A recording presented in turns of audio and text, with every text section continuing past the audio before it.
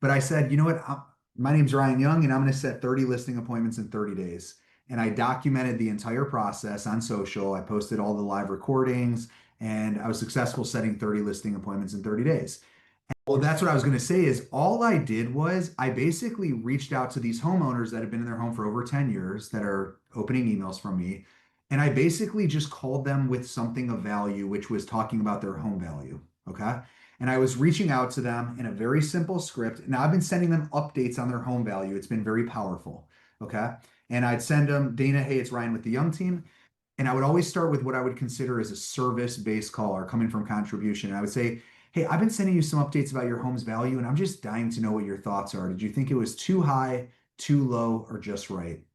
And I literally, if you follow me on social, you've seen me say this script thousands of times, setting hundreds of listing appointments with it because I'm focused not on selling, I'm focused on providing them something of value. Okay. So it's always coming to them and saying and giving them something of like, I'm curious to know what your thoughts are about the home value I've been sending over. Do you want me to make any tweaks? Does it look good? Have you made any improvements? Tell me more about your home so I can get you the most accurate home value possible, right? That leads into a sales-based conversation, but it always starts with service-based, right? And then what I do is I follow it up with, great, thanks so much. And look, Summerlin is one of the hottest markets in all of Vegas. If I had a buyer that was willing to write you an offer that was over market value and it made financial sense, would you be open to looking at it?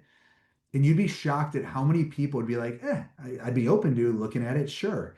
Depends what the offer is. Anything's for sale. Depends on you get all these different responses of like, yeah, I'd be open to it.